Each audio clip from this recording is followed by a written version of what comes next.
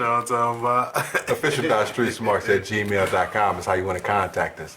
Listen to us right here exclusively on YouTube, Street Smart Audio. Or fuck with us. Official.streetsmarks at SoundCloud. Official.streetsmarks on IG. Street Smart fan page on Facebook. Street_Smarks on Twitter. This is the Extreme Retro Review for ECW. November 2nd, 1993. Chill. We cruising into the motherfucking November to remember. Yeah. That we ain't gonna be able to see. That we ain't gonna be able to see. That's some bullshit. Especially with how much they hype it and shit. Mm-hmm. It's November to remember. It'll be a regret you won't forget. But it won't be televised. What were your overall thoughts of the show? As you would say, I'm stealing this phrase from you, clip show, skip show, but at the same time, if you want to get a better understanding of Bloodfeast, then it's a good show to watch. Other than that, forget about it. We like that. So we got a Joey lead in of the Terry Funk heel turn. Yeah, you call it a heel turn. I'd call it Terry Funk finally letting his true colors being shown to the world. Because like I've been saying since the motherfucking beginning, Terry Funk is a moron. He's an idiot. How is he a mentor to anybody? He's the worst mentor on the planet. And for some reason, JT Smith, who my clique, my club, my group, Hot Stuff International, made sure that he always ate out here. For some reason, he fell under the spell of Terry Funk, and he got screwed over him not once, but twice. So Terry Funk is the worst human being who ever walked on the face of the planet, including Adolf Hitler, including Napoleon Bonaparte, including Genghis Khan, including who else? Who else do people hate, Fuge? Who else people don't? Jeffrey Dahmer. Terry Funk is worse than that. Who else? Fuge, you're a smart guy and you're a history buff. Who's worse than, who's up there with all them people I just named? Shane Douglas and... Shane Douglas is not up there with Terry Funk and Adolf Hitler. Fuge. No, you're not going to be able to face your way out of this and no sell what I just said this time. I've been letting you no sell my stuff for show after show after show. So who in history is terrible that I can lump up there and compare with Terry Funk? And you cannot no sell. There's an ultra class recap. There is no selling going on this show. I told you it is over with. And I'm going to relight this doggone blood. Oh, we're wide open today.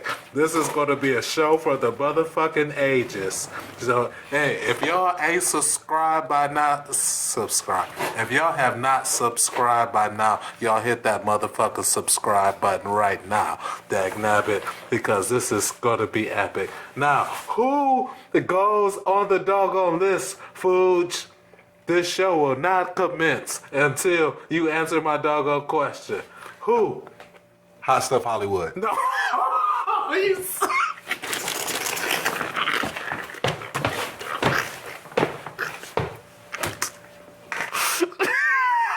You son of a...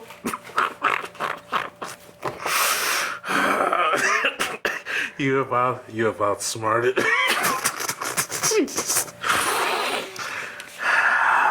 You may proceed. There's a Shane Douglas hardcore hack recap from Ultra Class. Long Sandman vignette beating up people. Oh, shit. They showed a whole Sabu substitution angle and replay Shane versus Sabu.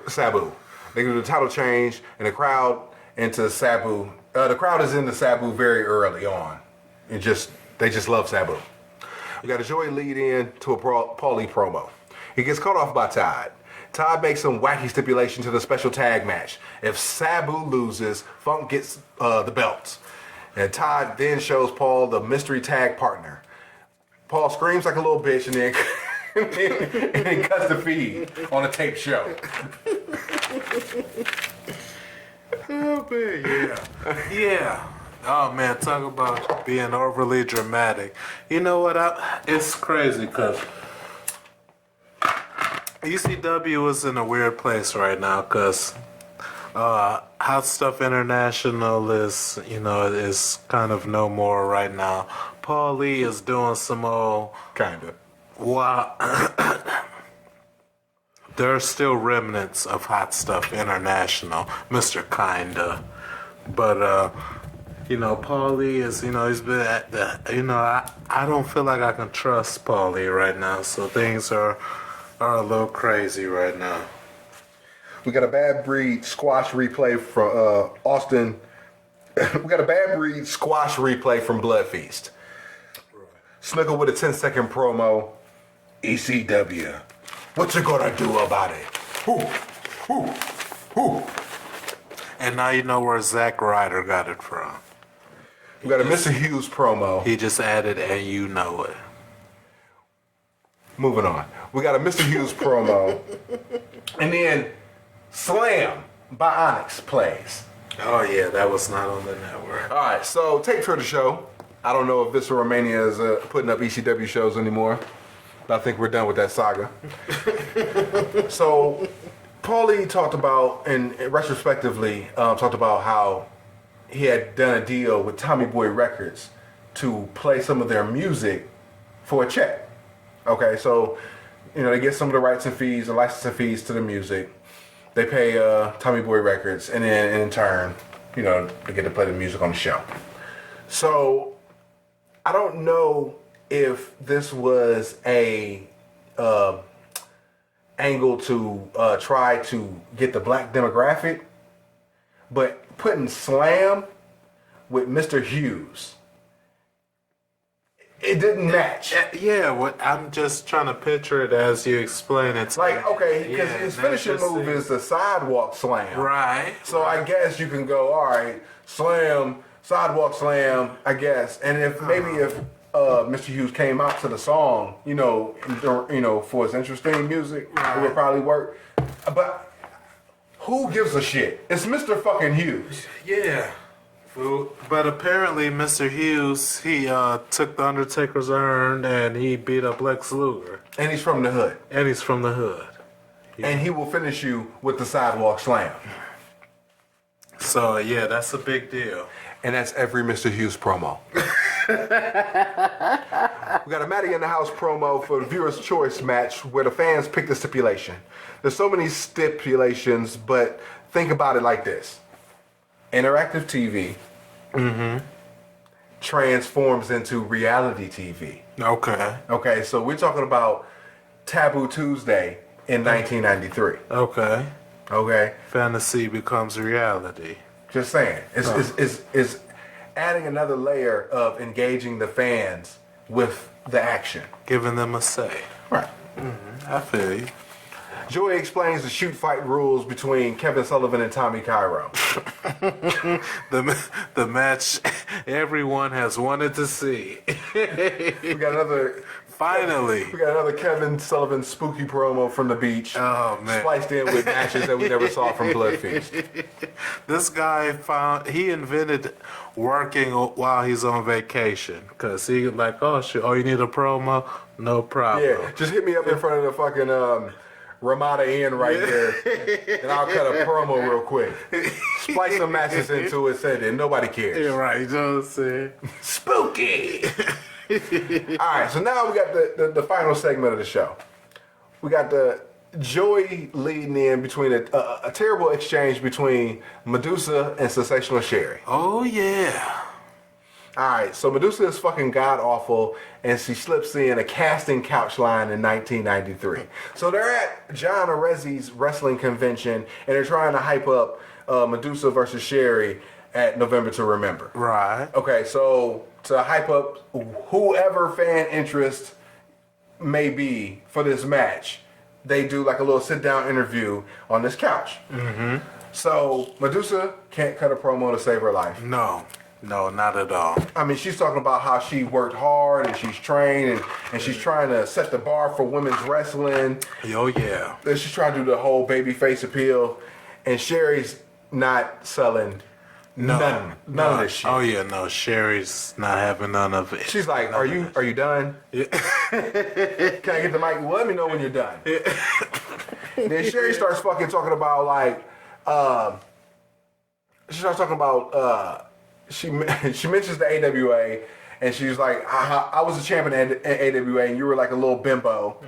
And then when you got A blonde bimbo. right, and then when you got some credibility in the wrestling business, you went off to Japan because you couldn't cut it in fucking in the United States. Then she started talking about Greg Valentine. Yeah. She said, "Oh, I see you now you're fucking Greg Valentine. I fucked him. It was all right." No, not only that, but that was one thing she'll give her credit for, because he was all right. Ew.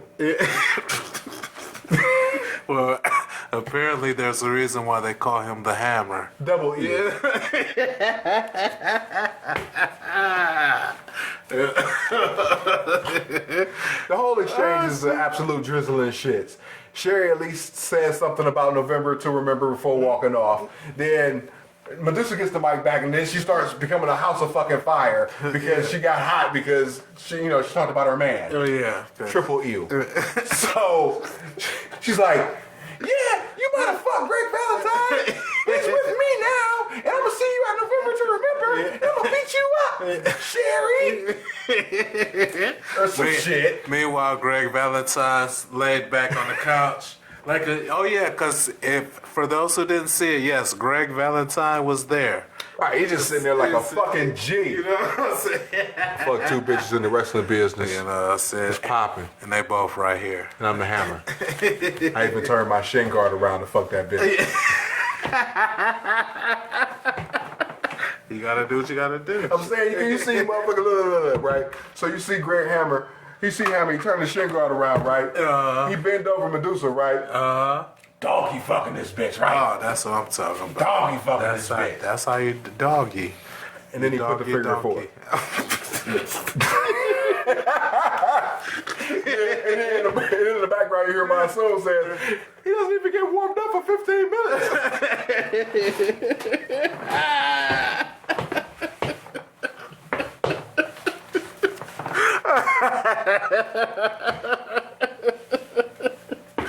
Oh, shit.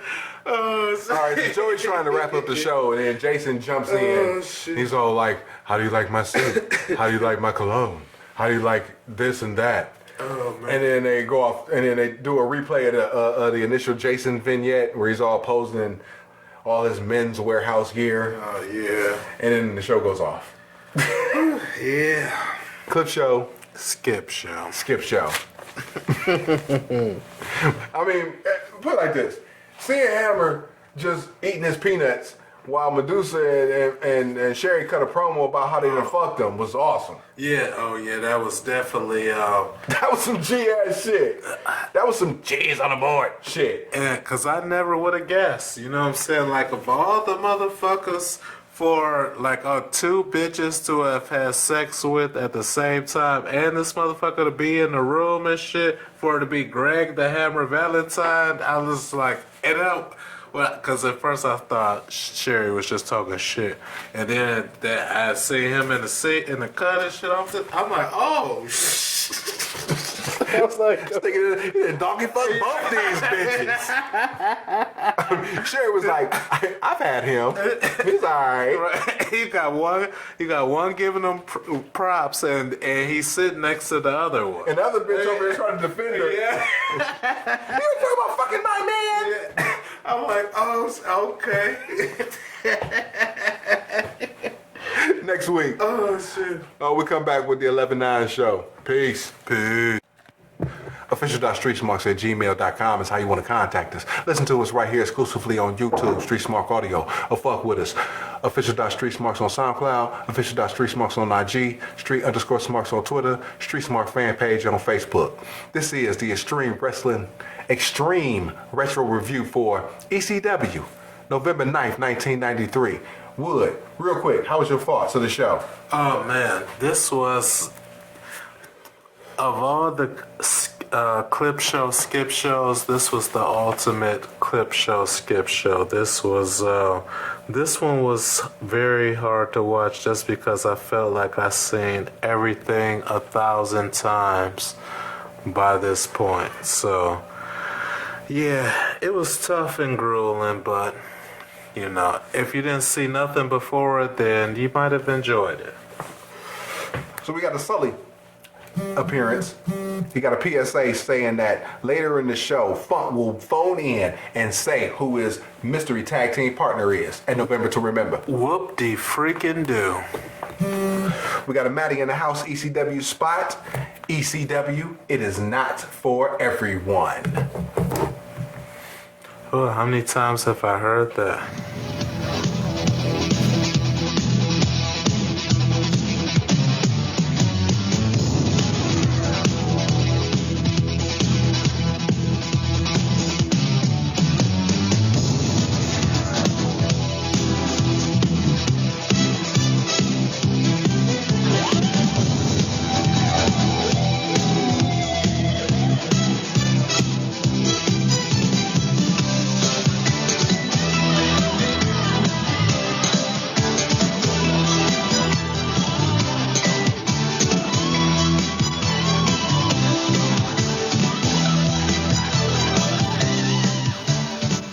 So we got Joey in the news center. He's recapping the Sherry Medusa deal, the shitty exchange, talking about how they both done fuck Greg Valentine from last week.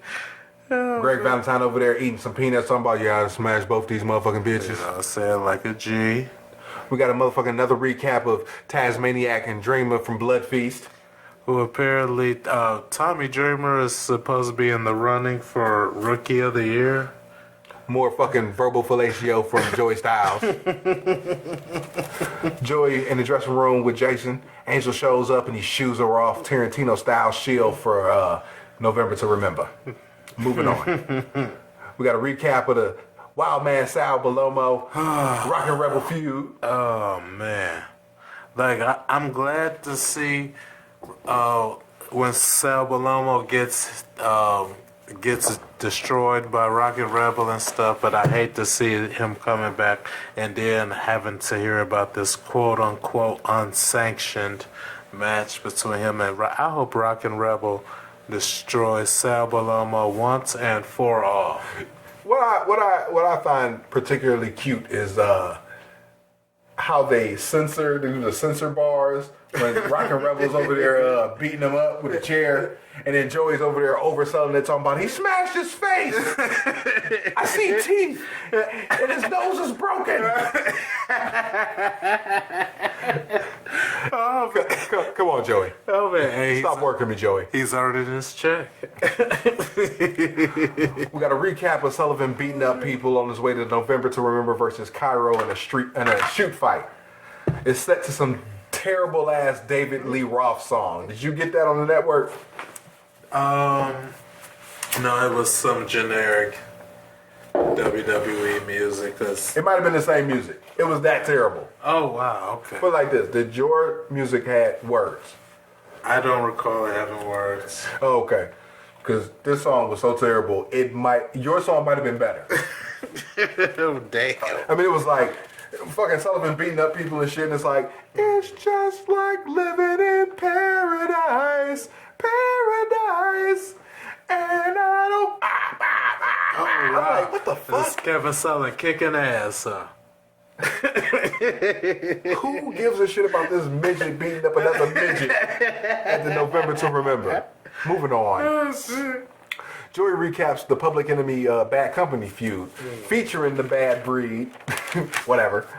It's setting up a viewer's choice match, and the following stipulations you can choose: cage match, chain match, bull rope match, death match, South Philly hood match, and this was the only match that had an explanation to it.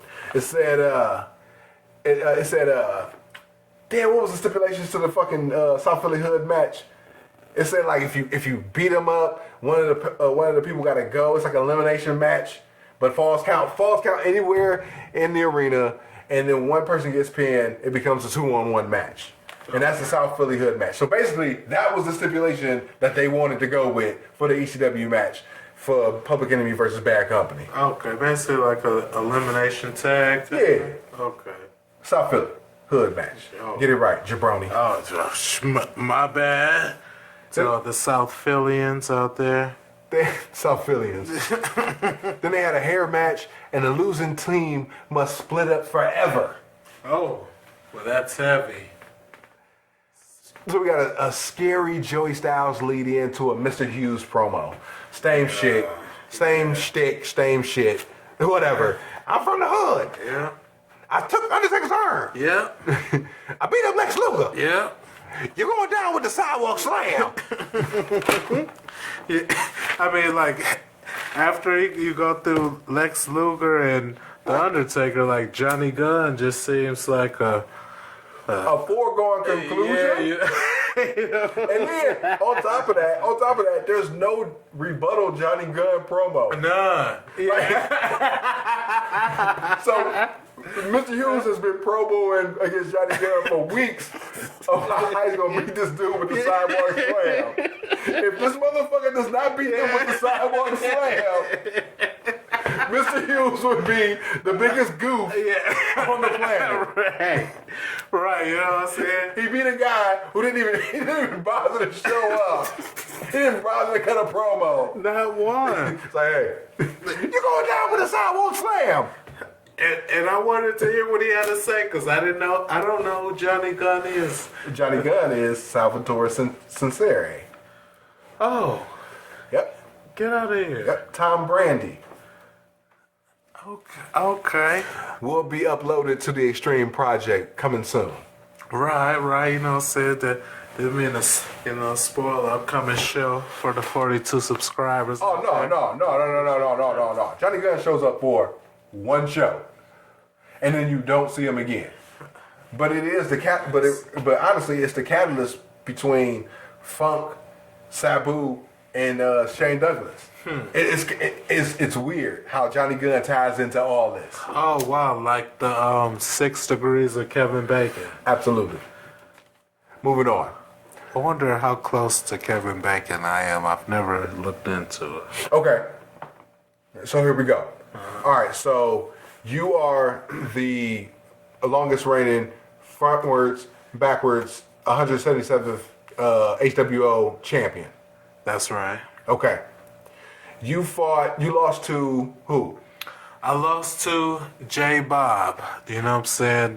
J Bob Jamar, my last match. You know what I'm saying? I was doing what was best for business. I knew I was retiring. And so in my very last match, I jobbed to him. J Bob on a late night bender watched Tremors, who starred Kevin Bacon. Both of y'all are losers.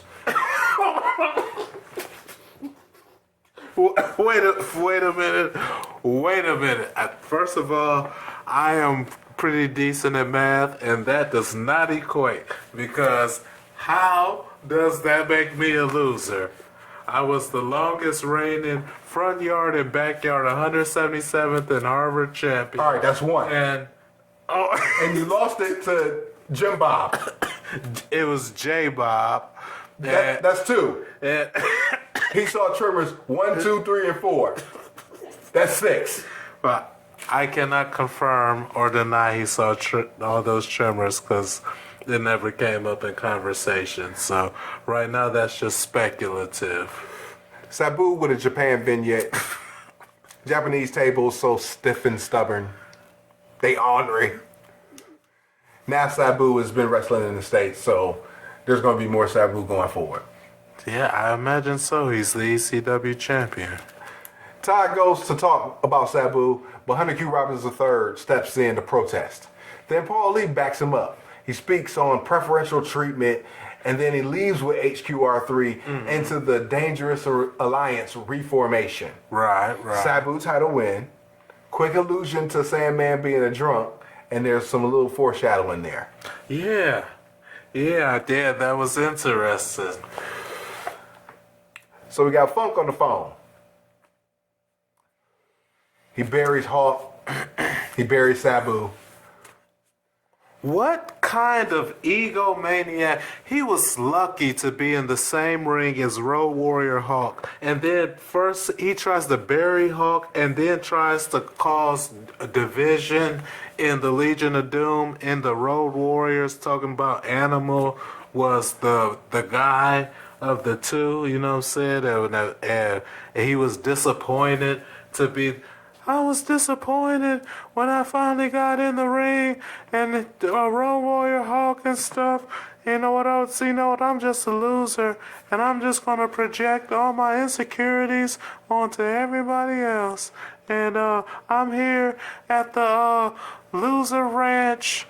And I'd like to call it the Sweeten Valley Ranch, for real, but it's the loser ranch, depending on what day of the week it is. And I'm Terry Funk, and my TV title, and this, that, and the other. What a horrible person. So Terry Funk hangs up before spilling the beans. Yeah, the good, because no one really cares. Yeah, he doesn't even really care. You know, he doesn't even have a partner yet. That's why he hung up, because no one wants to team up with a loser and with a terrible, but he's a terrible partner, he's a terrible coach, he's a terrible wrestler, he's a terrible human being. If he had kids, he would be a terrible father. He doesn't have a wife because he'd be a terrible husband. He doesn't do commentary because he's a terrible commentator. He's terrible at everything. He'd be a terrible referee. He'd be a terrible bowler. He'd be a terrible hot dog eating competitor. You know what I'm saying? He'd be terrible at Tetris. He'd be terrible at chess. He'd be terrible at Chinese checkers. He'd be terrible at tic-tac-toe. He'd be terrible at hopscotch. He'd be terrible at double dutch. He'd be terrible at Uno. He'd be terrible at Connect Four. He'd be terrible at 24. He'd be terrible at it doesn't matter. He'd be terrible at pin the tail on the donkey.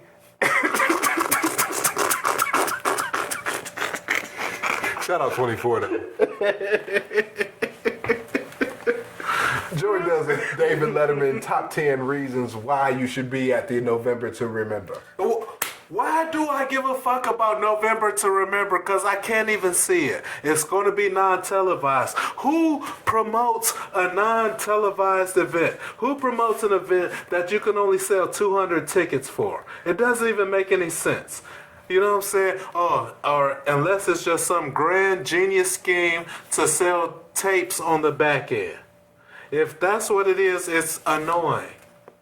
It's freaking annoying. How popular was November to Remember when they released the tapes afterwards? They were very popular. It might have worked, but it's still annoying. But guess who didn't buy a tape? I'm sorry. H-Dub, Triple P, the Poonie Poon Pulverizer, and the Street Smart Audio pay-per-view predictions champion, and the rightfully should be the Street Smart Audio trivia champion, but someone won't give me a rematch at my title, but that's neither here nor there. So we have a Matty in the house spot. He's hyping up the special tag team match recap, and we're moving on. Various promos, shilling in November to Remember, final card rundown, overall clip show, skip show. The ultimate clip show, skip show. Ultimate. That I got from Bloodfeast to November 2nd, I got some enjoyment out of the shows, but this one was an arduous and tedious task to get through and slog through. It felt like I just seen everything for the millionth time and I was over it. So, yes, screw the November 9th, 1993 episode of ECW television. Next week, November 16th, November 23rd, 1993 ECW shows we'll be reviewing. Until then, life is a work. Make sure you get paid for it. We out. Peace. Peace.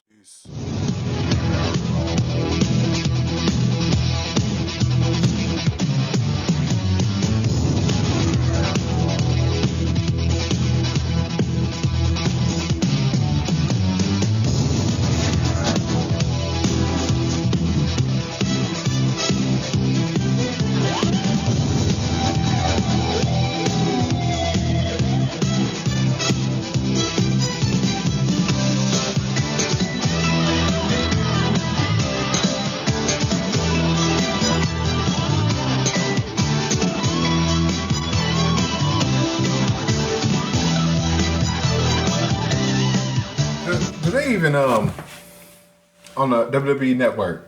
They got that same music, right? It's like yeah. No, it's this one. Oh, they got this one? Yeah. Oh, okay. Yeah, Because I was watching a future ECW show, and they had that generic rock.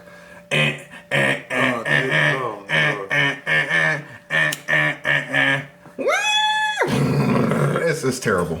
It sounds terrible. Yeah. But yeah, so this is on there for the ones we've reviewed thus far. I'm the Fooge. That's Hollywood. The great one, Hot Stuff Hollywood. And this is the Extreme Retro Review for ECW, November 16th, 1993. What were your thoughts of this show? My thoughts of this show was, I feel like ECW, and I'm not going to segue. I feel like ECW went out of its way to try to piss me off with this show. Because why on earth do you have a show that is strictly just talking about some shit that, unless you lived in Philadelphia, you wasn't going to see? So it was very super annoying. And I think it only had one match on the card, which, the rest was just them rubbing it in like, oh shoot. What was the little slogan?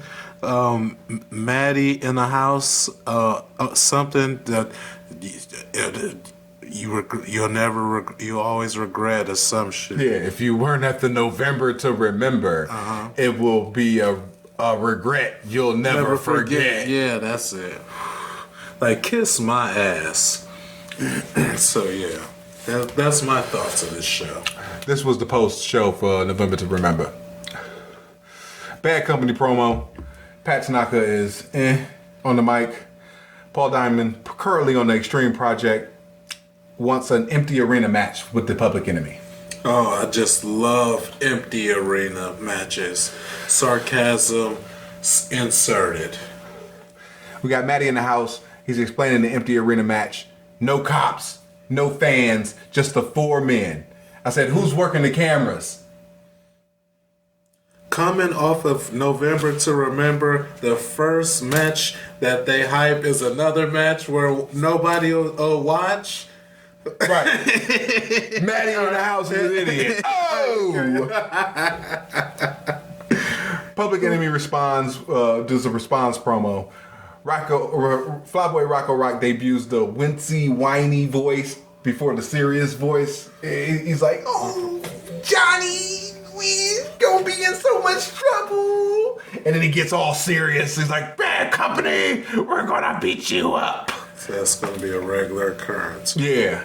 So the serious part is the wincy part is funny, but it's not fleshed out. And then they got a slam. Then they show slam again. You didn't see it on the network, right? No. Of course not. No. They're not showing Onyx songs on a network. And it's interspersed between scenes between Bad Company and Public Enemy fighting. So we got Stetson and Hot Body. They fought the Bad Breed at November to remember. Then they lost it to the Tommy Dreamer and Johnny Gunn. And then we had a 10-second promo from the champs. Yeah, like, could they at least explain how Hot Body and Rotten's match ends with Tommy Dreamer and Johnny Gunn becoming the tag champions? Never mind that. When did Stetson and Hot Body ever defend the tag titles during this reign? I guess against motherfucking the Rottens. But I'm saying, they never hyped that match on TV. They never showcased Stetson and Hot Body on TV leading up to the November to remember. So it was just like, oh, we got this match. And then they immediately job to the Rottens, who immediately job again to Tom Brandi and Tommy Dreamer. and then on top of that, Tommy Dreamer always said he never had a title in the original ECW. Oh, did he? Right. I got proof he's a fucking liar. Oh, wow. Huh. It's just then they cut their little whack promo and shit at the end of stuff, which I don't remember what they said.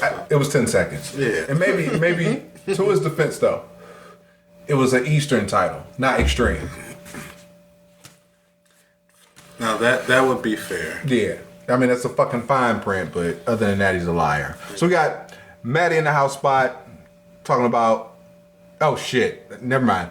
Post-match, November to Remember, we got Sal after his match with the Rockin' Rebel. Oh, yeah. Lead into the lights out match between Sal and Rebel. And others, if you missed it, November to Remember, it'll be a regret you won't forget. Yeah. Take a shot. Thanks. You're right.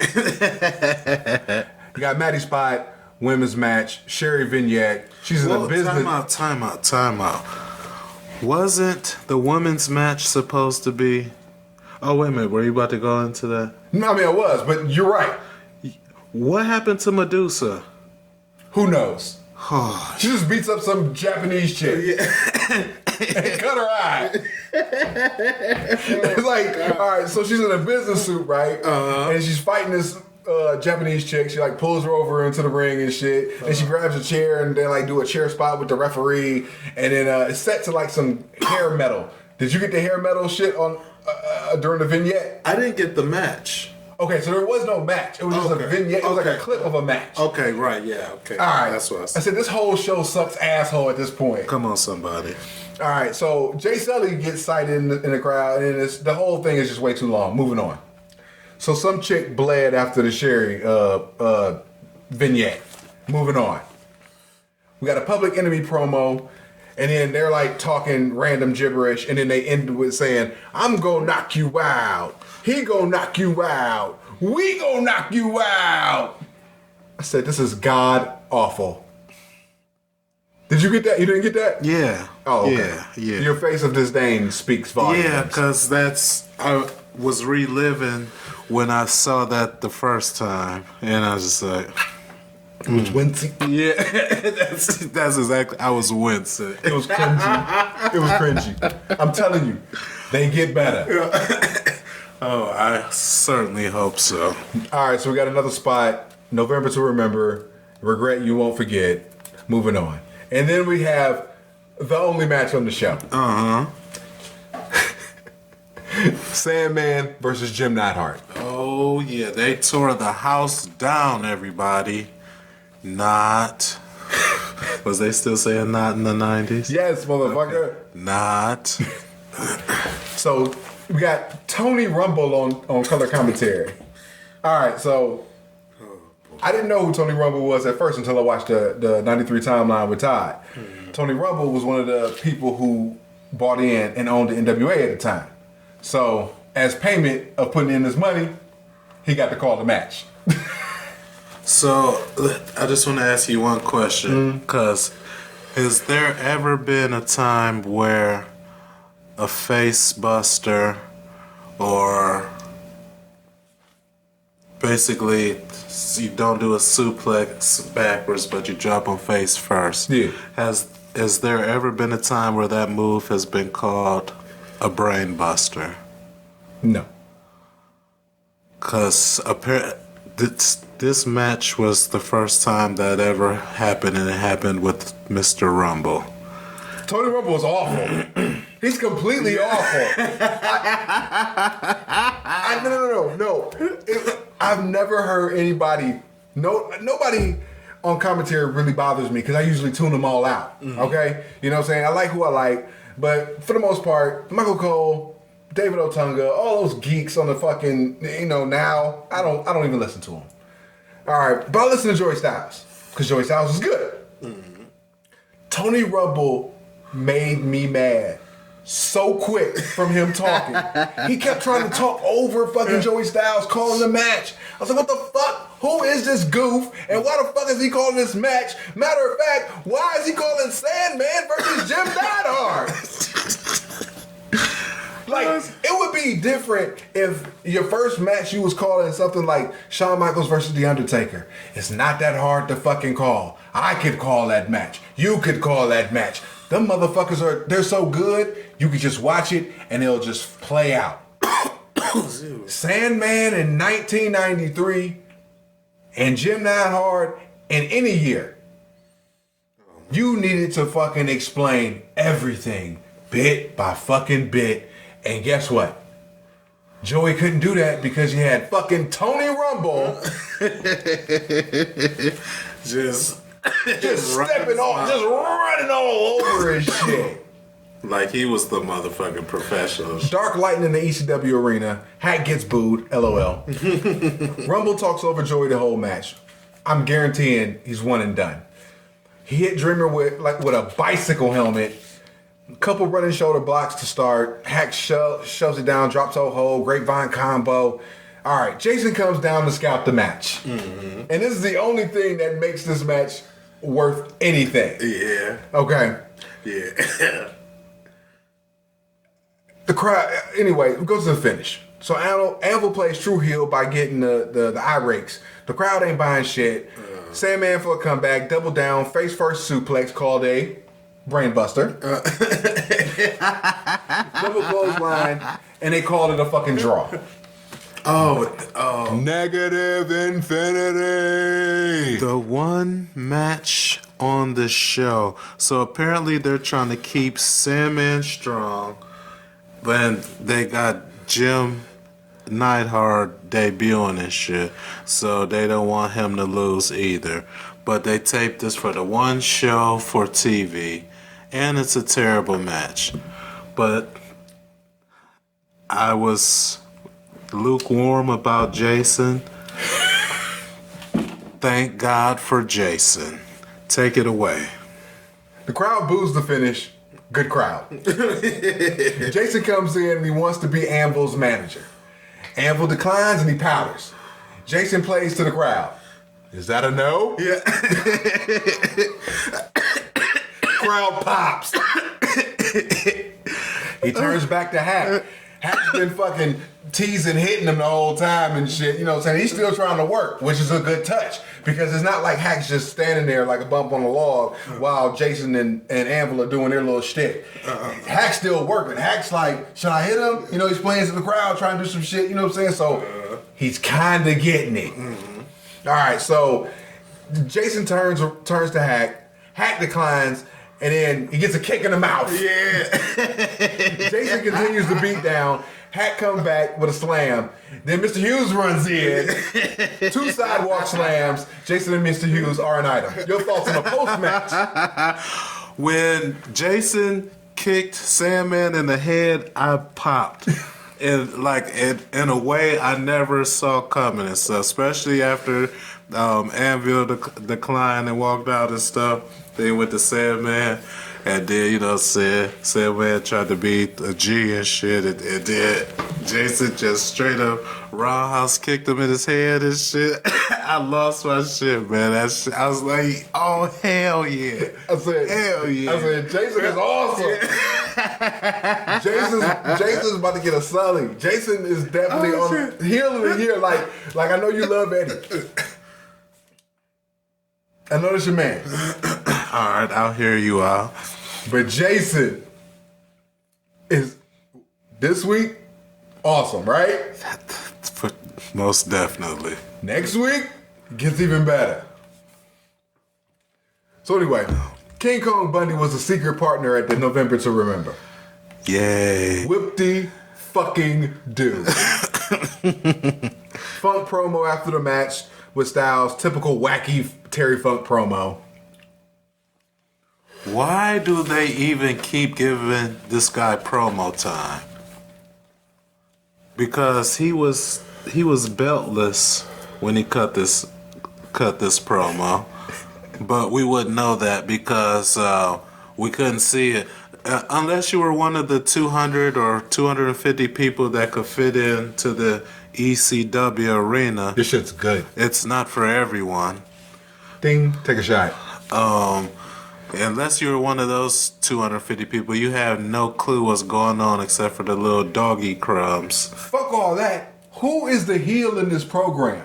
Okay. Terry Funk, he's always the heel. He's always been the heel. From the days of Hot Stuff International to even to today, he's tired of hiding it. That's all it is. He just used to fake the funk, and he had a lot of people fooled, and apparently he had you fooled, because he been a heel. This ain't nothing new. I asked that because he starts to choke out fucking Joey Styles while he's cutting the promo. And Joey's fucking... That's because he's a terrible human being. He's over here shivering and shaking. And I don't know about... He's fighting for his life. And I don't know about you, but I had the weirdest boner. Okay, that just went into an unexpected place. Why did Terry Funk committing an obvious crime on an announcer, a guy who goes there to perform a job to feed his family? He's not a wrestler. He's not a competitor. He hasn't had the experience of being in the ring with other dudes like Terry Funk has. So what makes him... You know what Terry Funk is? He is a bully. He only feels tough around people like Joey Styles and Peaches and stuff. But... You know what I'm saying? When it comes to real men like Hot Stuff, Eddie Gilbert, and Jimmy Superfly Snuka and stuff, then, you know what I'm saying, you start seeing the little yellow streak running down his leg. You know what I'm talking about? So we got a Matty in the house spot. His hair is luxurious. Lead into the Hawk and Anvil promo. Moving on. So they're a team now or something, or he was just hanging out for the promo? They were probably bumping lines together. Paulie was like, look.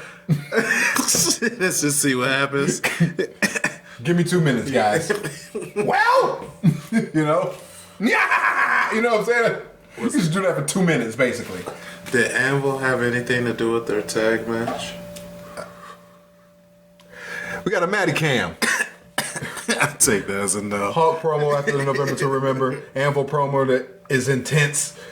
But back to Hawk to wrap it up. Anvil laughs. November to Remember. Regret, forget. Take a shot. Paulie promo from the dressing room. He's holding 2 belts. He talks about women bleeding in the ring. It's ECW. And Paul doesn't do a period joke. So this man has standards. I'm amazed. Jason and Hughes, and he talks about Funk Saga. Shit, I thought the same thing.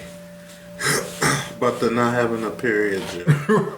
Right. So, especially that was supposed to be the first woman in American wrestling history to bleed. Really? Yeah, that's what they said on the show. He talks about Jason and Hughes, then Funk Saga. Sabu has both belts. Paul drops the suicidal line. You want to mention, Matty said it was a... Okay. I want to mention, Matty said that last week as a throwaway. That's what I wanted to say. Paulie does the homicidal, genocidal, suicidal line, right? Uh-huh. But Matty had said it last week just like off the cuff. So I think he heard Matty say the shit, reconfigured the shit, delivered it in Paul Lee fashion, and now you got Sabu's tag. Oh, look at that. Yeah. This promotion is all about making Funk. I said this promotion is all about Funk making Sabu. Clips of Sabu beating up Taz, LOL. As Paul is talking, Paul mentions other performers, but this promo is basically all about Sabu. Because now he has both belts and he's positioned as the guy. So it's going to be more Terry Funk in the main event is what you're telling me. Well, yeah, obviously, because, Sabu's still untested. He has the belts, but who's going to job to him? Who's credible enough in the promotion that he can, that it would mean something? So, yeah. Terry Funk. Terry Funk is last on the list. He's behind Huerve Renesto. He's behind him on the list.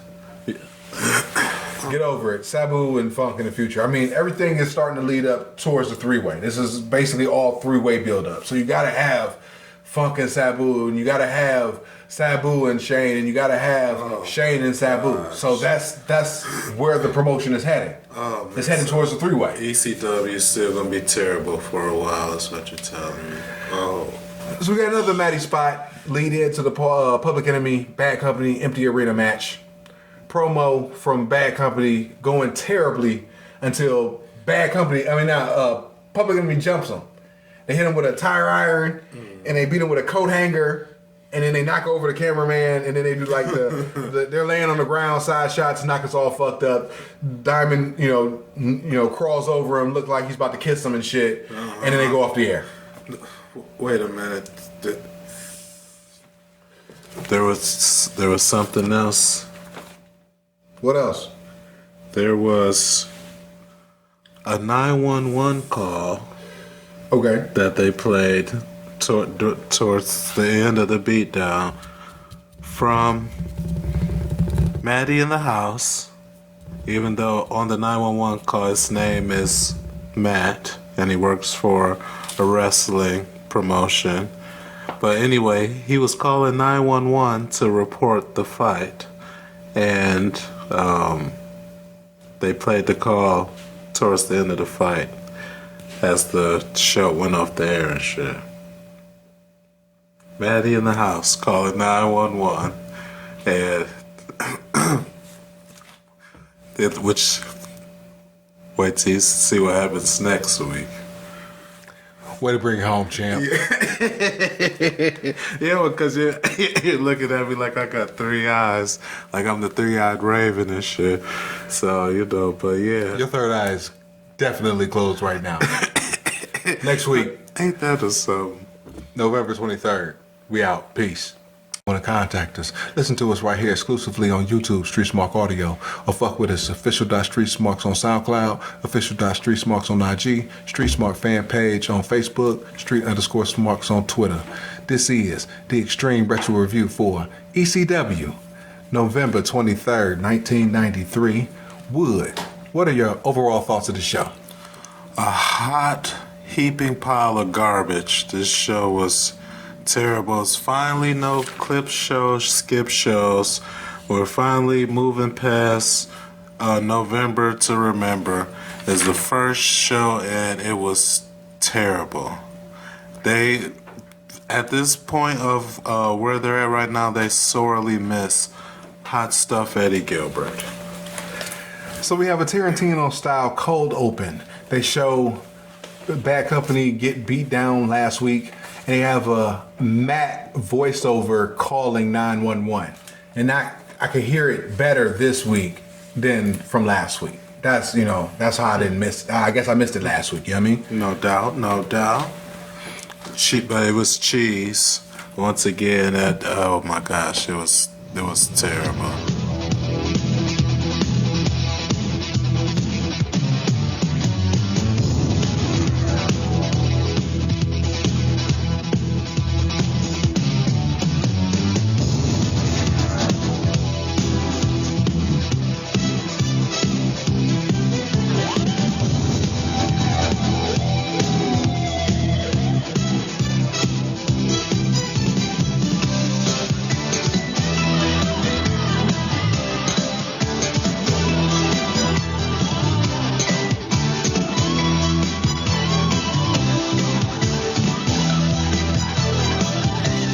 Joey outside talking about the November to Remember. Take a shot. Speaking on Public Enemy and Bad Company, it's a recap of them beating courtesy of NJ1 News. They show Public Enemy getting dragged out by police. A cop gets the official report. Tanaka got fucked up by the crowbar. Some more cop stuff. Back to Joey. They're at a school, and they'll be teaching ECW 101. Oh man, that was very clever. So we have Kevin Sullivan versus Keith Scherer. Yeah. Now scratch this. At first I thought they said Pete Scherer. Okay. And then they said, oh, it's Keith Scherer. So I'm like, all right, cool. So I scratched it out. Every time I see Shearer's name, I hear something totally different. I hear Norm Scherer. I heard it was like Leaf Scherer. And every time I got to scratch out his name because I don't know what his first fucking name is and I don't remember it because he's so creative wrestler. Yeah. He is he's like the generic dude that you start to make on SmackDown on Pudgy level. Like if you was to make a pudgy level wrestler, you know what I'm saying? Somebody that was shaped like Arn Anderson, you know what I'm saying? And put him in a damn Kurt Angle singlet, that would be Keith Scherer. He is so fucking just vanilla. He's just, they just might as well call him the Jobber. You know what I'm saying? Because he has no chance in hell. Complete squash. Usual Kevin Sullivan shtick. Saw it coming. Right? Tree of Woe. He did it 2 times. Oh, yeah.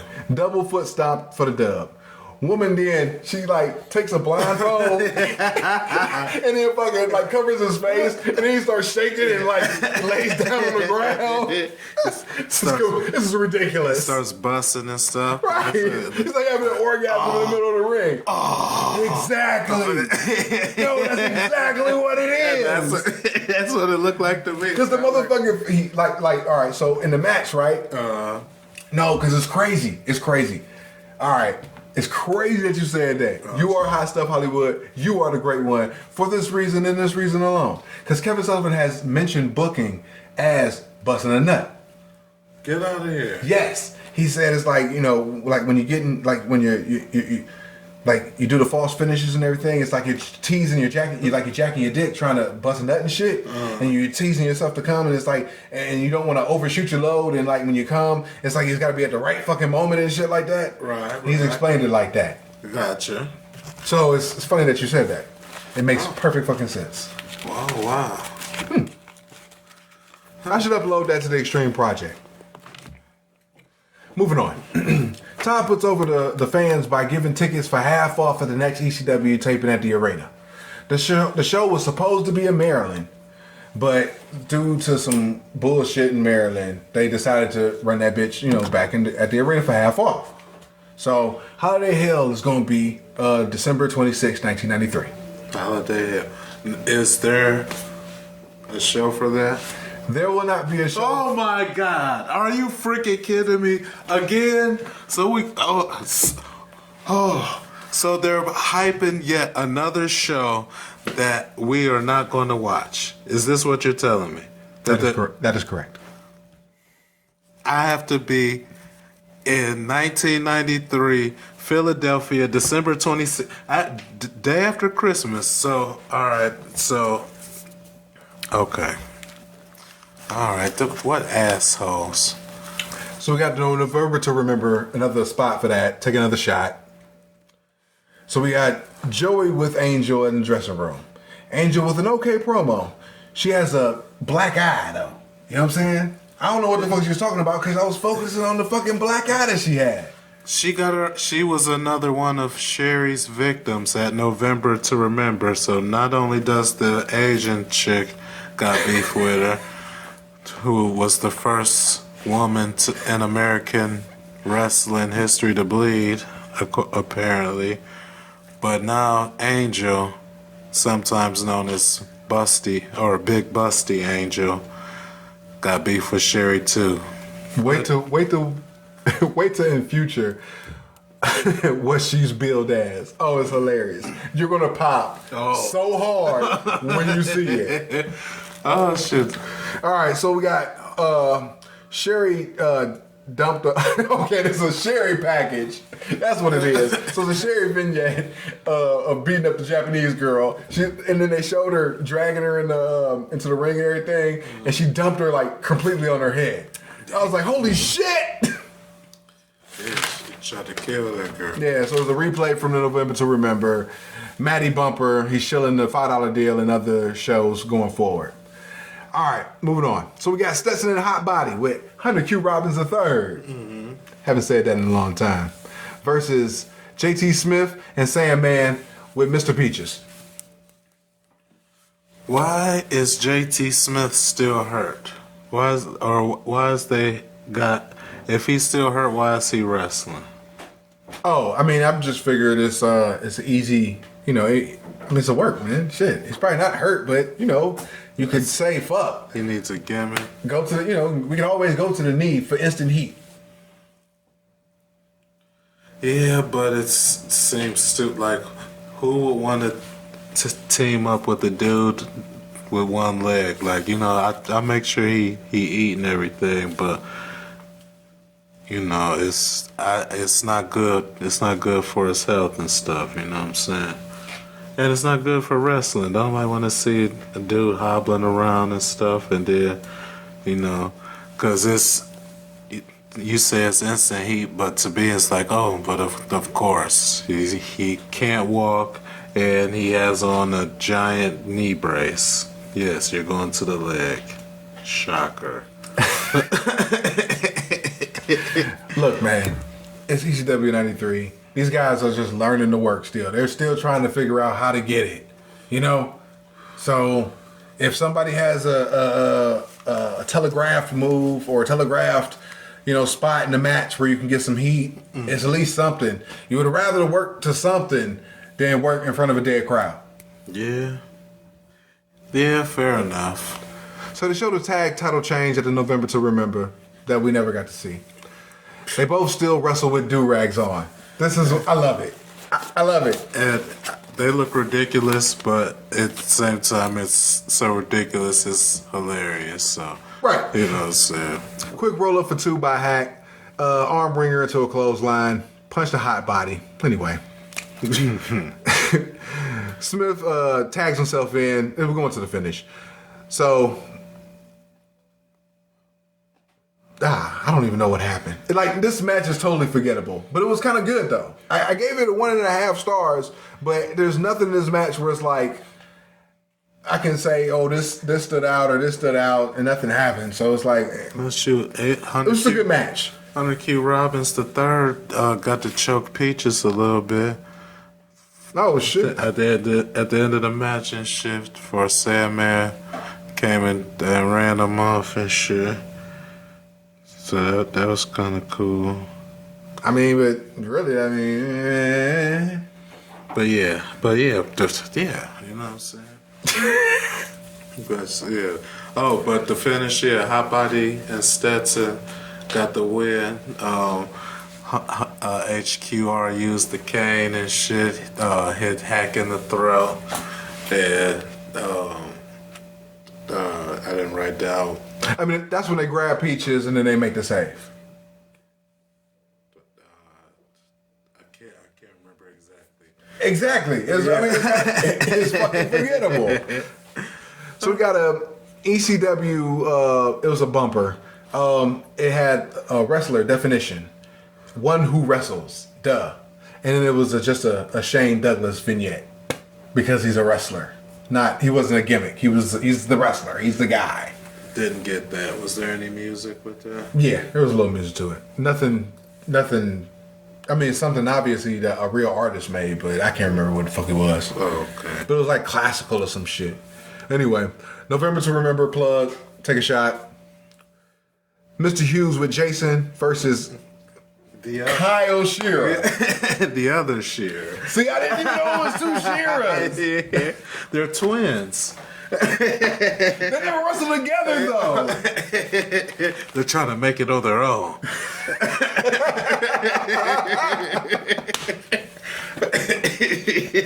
So you got a recap of Jason and Hughes pairing at November to Remember. Twin jobbers. That's what I said. Twin jobbers. Complete squidash.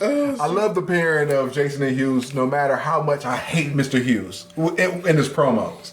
Like, Yeah. I still like the sidewalk slam. Like, he delivers that move with fucking force. Oh, yeah. Everything else is awful. Because he believes he's Mr. Hughes, and he believes his sidewalk slam is the most devastating move that was ever conceived by a wrestler. You can just tell, you know what I'm saying? And obviously that's not the case, but the fact that he believes it, you know what I'm saying? That's all that matters. That's all that matters. And then Jason's in the ring, he gyrates and stuff. And he does wear nice suits. Those shoulder pads are huge. He reminds me of a 1980s lesbian. That might be the look that he's going for, you know what I'm saying? So we got a Matty in the house spot, viewer choice main event at Holiday Hell, which we will not see. Sabu versus Terry Funk. That a bitch. Matty is only tolerable in doses. Like anything over 30 seconds, I start to hate Matty. Yeah, he's annoying. This spot was like 3 minutes. It was like 3 minutes. I just started to tune out. Why is Matty in the house? Is he there? Is he like the Doc Hendricks of ECW? He's Todd Pettengill. He's not even Doc. He's Todd Pettengill. He's completely annoying. You know what? No. He's Doc Hendricks. No. He's Todd Pettengill trying to be Doc Hendricks. Oh no! Oh no! Oh no! That's like a shit taco where the shit is the taco shell and like diarrhea is the motherfucking the beef and shit And corn. but The corn is corn. Oh man, the corn might actually have a use in this particular case. I just watched Human Centipede for the first time. You ever seen that? No, of course not. Yo, I didn't want to see it, but it's Halloween, it's October, and I always watch horror movies, so I finally watched Human Centipede. That movie is fucking disgusting. I might review it. Give a brief synopsis for those who haven't heard of. All right, yo, so I'm making it short and sweet.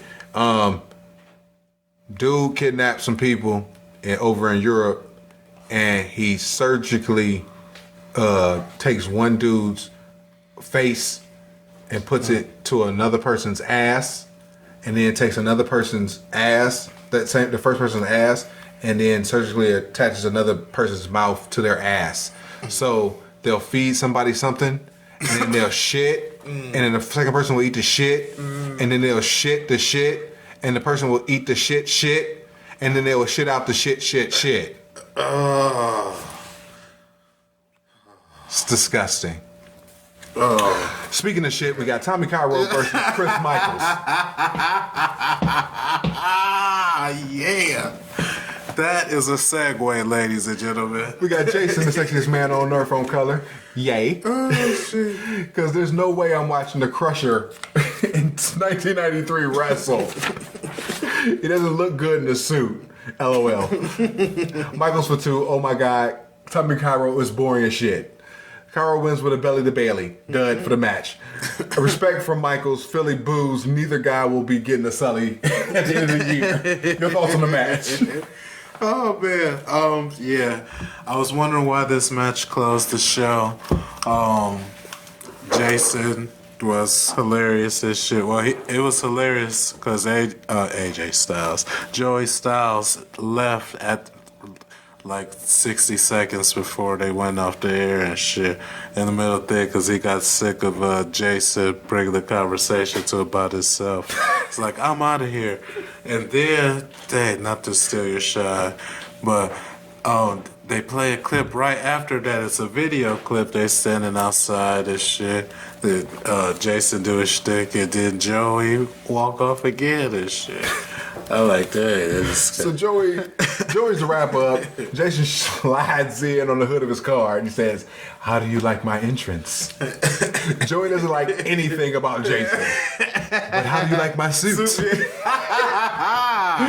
Joey bounces, Jason closes. Then they had Roughneck by MC Light spliced in with Jason and Hughes package. Yeah. You're missing out. No, I'm telling you. Jason saves the show every week. Because everything else is awful. Because if you take Jason off the show is automatically thumbs down, clip show, skip show. It's awful. Yeah, I absolutely wholeheartedly agree. So just think about it like this. So you saw Jason in limited doses. If you see Jason in the Tape Trader show, it's even better. So it's like you're only seeing like half of Jason. Okay. He is amazing. Fuge is a big mark for Jason. If Definitely. He's better than Eddie Gilbert. What the fuck did you just say? Next week we'll come back. No, ain't no next week.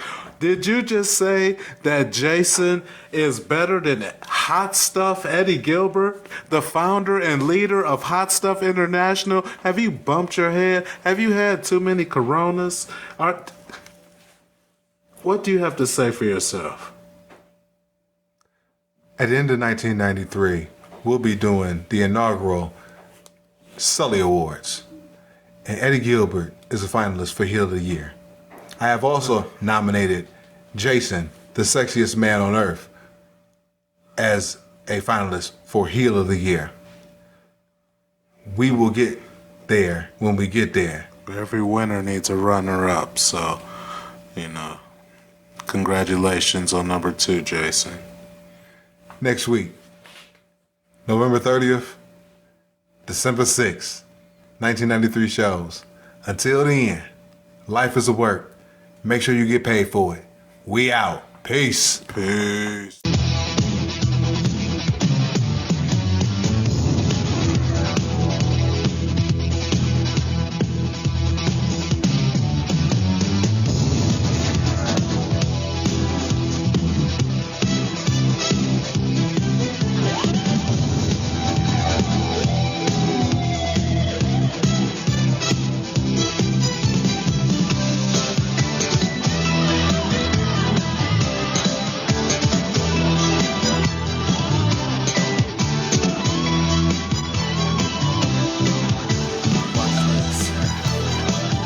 Official.streetsmarks@gmail.com is how you want to contact us.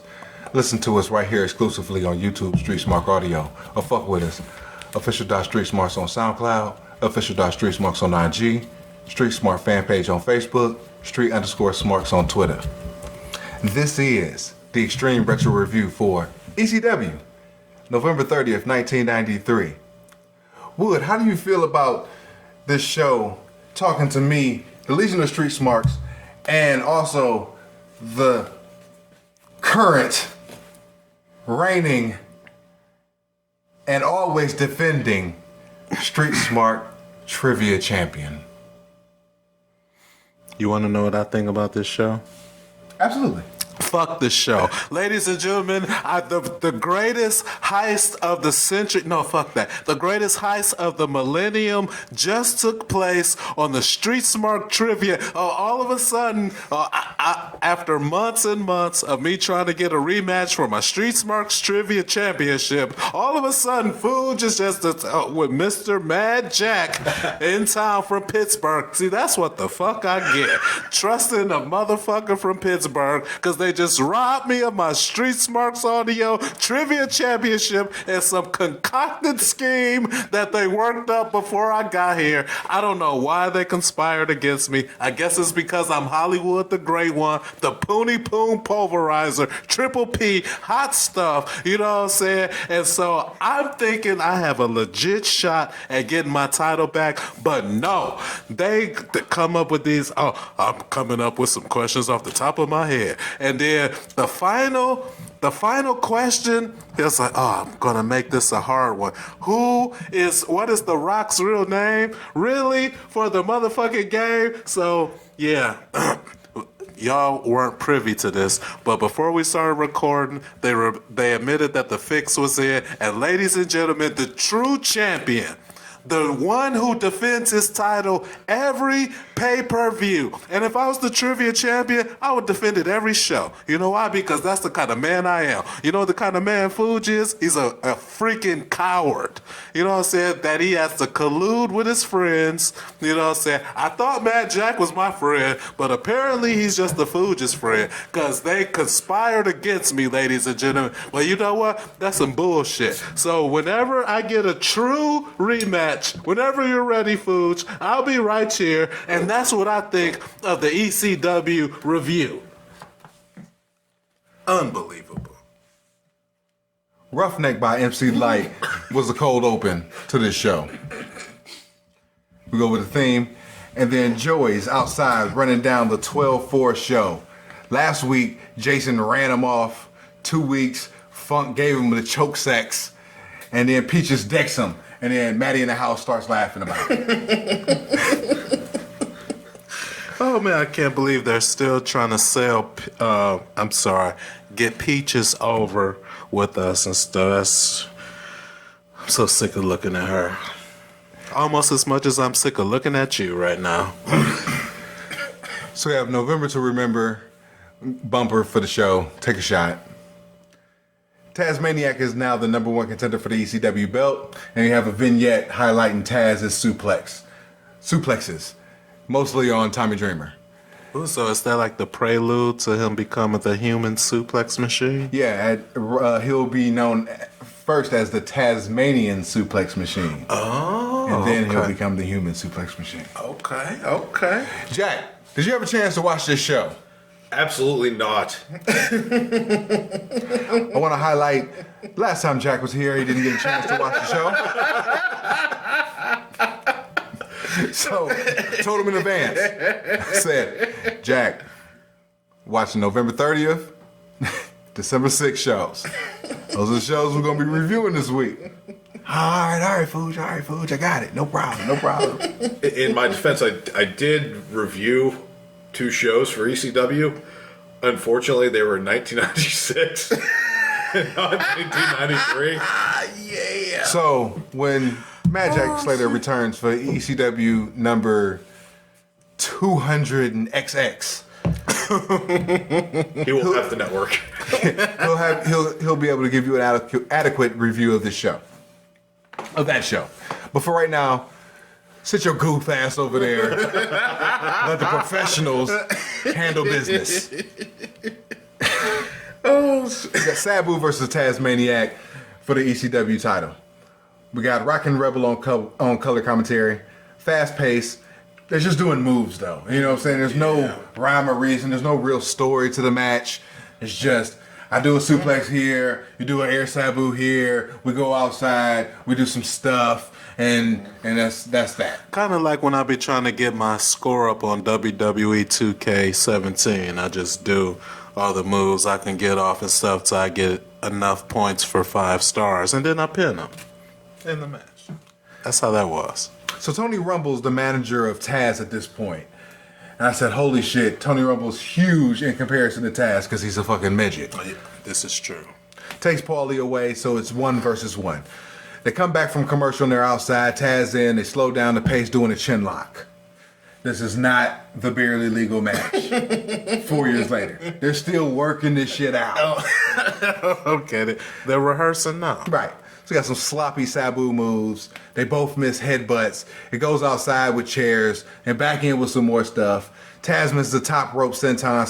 Sabu with a regular fucking splash for 3. It was terrible. Your thoughts? Oh, yeah, I was like, basically what I said. I just thought it was like WWE 2K17. It was just like, you know, it was just whooping each other's ass and stuff for the hell of it. So it didn't, you know, I don't really want to call it a spot monkey match because it wasn't really that, but yeah, just saying. Yeah, I got you. You know what I'm saying? Jack, what are your thoughts on the match? To me, it sounds like a spot fest with 0 psychology. So slightly better than Ring of Honor. Ah, damn. Great insight. So we got Todd shifting the $5 the half off deal for future ECW events. We got a Shane wrestler vignette again that you probably didn't see on the network. No, I did not. Matty and Al spot, Hawk vignette, Funk Sabu, Mr. Hughes and Jason. All this is for the viewer's choice main event for Holiday Hell, which we won't see. That little shtick of where they hype shows that we can't watch is getting very, very rapidly old. Very annoying. I agree. I'm with you. You know what I'm saying? Because it's hard to get invested because I'm not going to see the payoff. You know what I'm saying? They might show us a couple clips here and there and give us the results and stuff. I'm just going off of November to remember. But, you know what I'm saying? But they sold Bloodfeast. And I saw how that turned out. That was a hot mess. But that's the thing that bothers me about it. They have these cohesive cars that they're building the fuck up that they don't fucking sell to the public, but they fucking sold Bloodfeast. But that mishmash jumbled of Quentin Tarantino's version of wrestling. And then the replays made Bloodfeast seem so much better. It's Right. retarded. Everything in post-production made Bloodfeast awesome. But fucking, when you watch Bloodfeast as a show, it's awful. Gotta sell it VHS. Moving on. So we got 6-man tag, Johnny Hotbody, Tony Hitman Stetson, and Hunter Q. Robbins III That's right. The distinguished Hunter Q. Robbins III. versus JT Smith, Sandman, and Mr. Peaches. And JT still eating out here, you know what I'm saying? So Hunter Q was out there, he's shadow boxing before the match starts. Hack tags Peaches, Hunter Q R3, he fucking powders out. It's a fucking stall match, big long stall. They start doing stuff. I don't give a shit. They clipped the match a couple times. But the point being about the match is that as soon as Hunter Q powdered, he didn't want to get back in at any time. So Hot Body and Stetson are working the match the entire time. Hunter Q is, he doesn't want to come in. He doesn't want to get into fisticuffs with anybody. He definitely doesn't want Peaches. All right. So the shit breaks down into a fucking brawl, and they get the hot tag to Peaches. Peaches tries to fake like she's about to hit him, and then she just kicks and knees him in the balls. The ultimate cheat code. For the 3. Yep. I said, okay, this is ridiculous. There's a blatant nut shot right in front of the fucking ref. Nobody cares. Stetson and Hot Body jump Smith. Yeah. Jason comes down. Yeah. All right. This is the part when the shit gets real good. Right. So he comes down and he kicks Hardcore Hack immediately in the face. He pie faces Peaches to the ground. Then Hughes comes down. He is fucking Sandman. And then Jason comes down with a knee. Sidewalk slam on the concrete. That's right. Joey's over here on play-by-play. He's alluding to a payoff between Hunter Q and Stetson and Hot Body so they can soften them up so they can beat them up and shit. And then Cairo and the Goof Troop come down. They fucking try to console Hack and shit. And Jason and Mr. Hughes walk off. Jason turns around, poses in the camera, and does his big pose down in the camera and shit. Thumbs up, walks off. Your thoughts on the post match? Oh man, the post match was the best part of the doggone show because with a lackluster match and a lackluster show, said Jason and Mr. Hughes saved the day. Jason is Captain Save-A-Show at this point. So we got a replay of what just happened. Jason might get a Sully because he's better than Eddie Gilbert. Once again, you have lost your damn mind. How many times do we have to go through this? First of all, you said that crap the last time we recorded. I thought we came to an understanding that Jason, he's good. You know what I'm saying? But no way, shape, or form is he better than the legendary member and founder of Hot Stuff International, Mr. Hot Stuff Eddie Gilbert himself. Are you crazy? You must be. Because first of all, you done robbed me of my title, and now you over here talking this crazy stuff. Sandman gets carted out to end the segment. So we got Joey at the dressing room. He's recapping the Bad Company attacking by Public Enemy. Public Enemy. Public enema. Public Enema, right. That's what I wanted to say.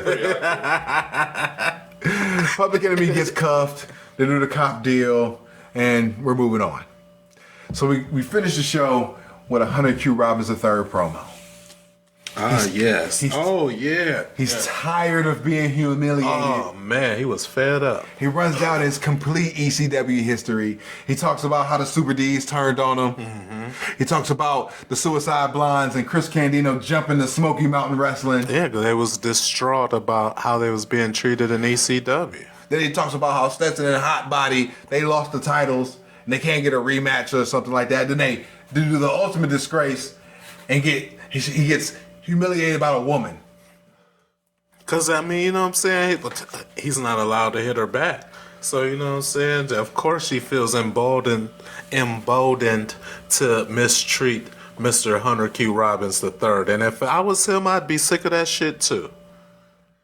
So Hunter Q. Robbins III is fed up.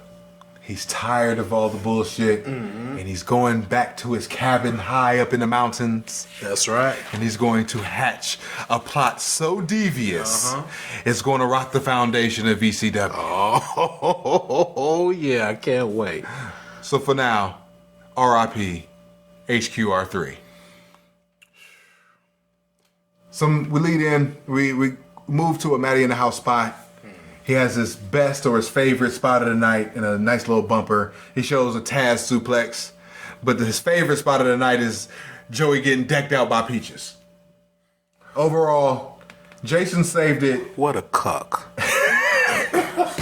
Jason, outside of Jason, the show was terrible. But Jason, like I said, is Captain Save a Show. Yeah, he did it again. Yeah, because, otherwise it's nothing. To